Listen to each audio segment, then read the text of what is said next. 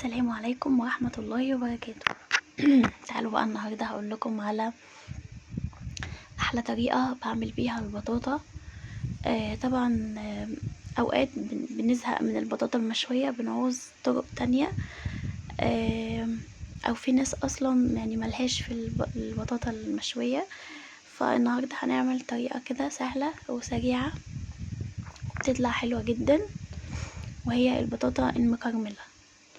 هنعملها ازاي؟ هنجيب دول 2 كيلو بطاطا، هنغسلهم حلو جدا، ولو فيهم طينة هتنقعيهم الاول وبعد كده هتغسليهم. انا بعملهم بالفرشة اللي هي بتاعت التنظيف دي، انا مخصصة واحدة للبطاطا. وبعد كده هتجيبي السكينة وهتقطعي الحروف كده، وهتقطعي لو عندك اي حاجة مش اي خرام او اي حاجة في اللي عندك في البطاطاية، هتقشطيها تشيليها خالص ترميها. تمام، هنعمل كله بنفس الطريقة كده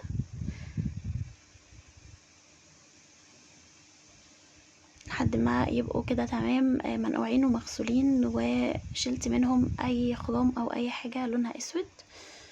هنجيب بقى دلوقتي الصينية وهنقطعهم شرايح، مش يعني شرايح متوسطة، مش تخينة ومش رفيعة. بصوا زي ما بوريكم كده، شرايح متوسطة. خلاص قطعت الكمية بتاعتي كلها.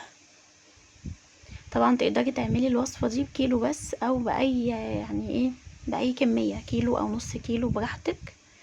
اهم تكة بس التكة اللي جاية دي، ان انتي الكيلو بتحطي كوباية مية و4 معالق سكر على الكيلو. يعني انا مثلا دول 2 كيلو، فحطيت كوبايتين مية و8 معالق كبار سكر. واهم حاجة تدوبيهم كويس جدا، دي اهم تكة في الموضوع. بعد ما قطعنا البطاطا هنجيب كوبايتين مية و8 معالق سكر، او لو هتعملي كيلو يبقى كوباية مية 4 معالق سكر، تدوبيهم حلو جدا وتحطيهم كده على وش البطاطا. وهتولعي النار، تعليها، وهتغطي الصينية بتاعتك.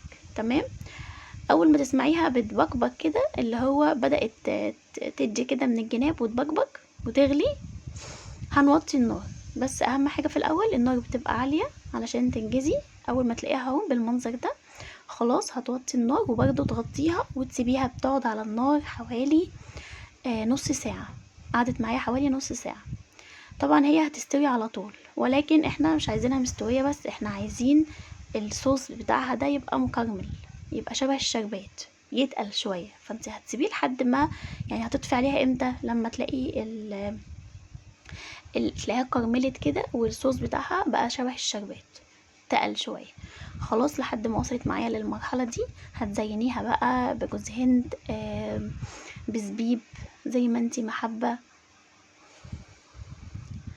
جربوها بجد هتدعولي. متنسوش تعملوا لايك بقى للفيديو لو عجبكم الطريقة. بجد طريقة مختلفة وطعمها هيعجبك قوي. لو حابة تحطي زبيب هتحطي، مش حابة تمام. بس الجوز هند مهم، ان هو بيدي شكل لطيف قوي للبطاطا، غير ان هو مفيد طبعا، بيديها قيمة غذائية. وكمان ممكن لو عندك صوص الكراميل تحطي عليها